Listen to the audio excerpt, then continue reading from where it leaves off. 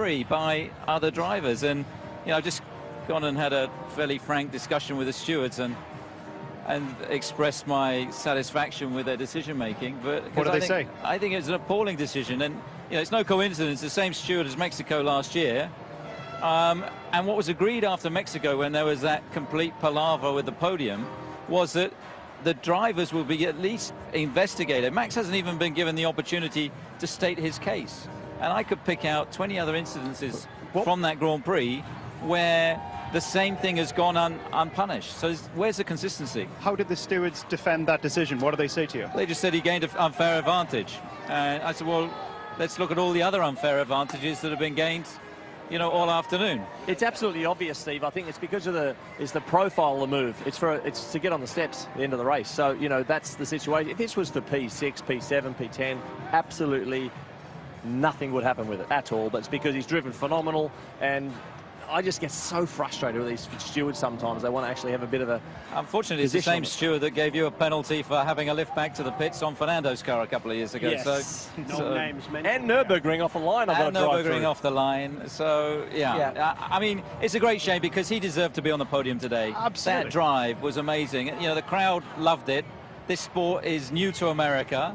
And how on earth do they understand that? That just, to me, doesn't make any sense. I thought he showed great maturity in the driver's room. He just shook his head, walked out. He didn't feel like smashing up the driver's room, or at least he didn't do that. What has he said to you? What was Max saying? I actually haven't seen him yet because I've been straight to see the stewards, but he's going to be gutted, especially after a drive like that.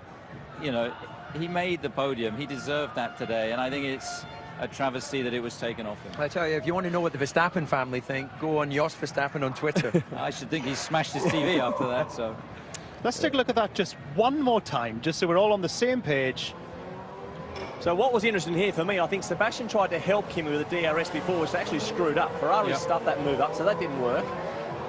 Max has got mega traction out of here, and there's absolutely a point where he gets right to the inside, like right about there. Obviously, it happens so fast, it's hard to do slow-mo, but he actually moves away from Kimi's right rear tyre, so they get out of here. Kimi starts to go lower towards the apex, and it's just, watch Max, just there. He doesn't want to make contact, and he goes into the garden, if you like. He can go into the garden. He's done the move, and fair play, absolutely fair play.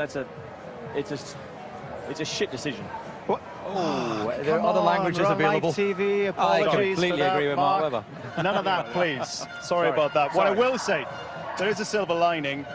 You got that boy for the next 3 years. Yeah, absolutely, and that's why we've made that commitment to have him in our team. He's driving at such a great level, and he's such an exciting talent. But the disappointing thing about today was we had a great race car. I mean, you could see, Daniel at the beginning of the race all over Valtteri, and without that engine failure, he for sure would have been right there too. Christian, thanks for talking to us. Sorry it didn't work out as you wanted it to, but best of luck in Mexico. We'll see you soon. Thank you, man. All right, let's take a short break. We'll be back.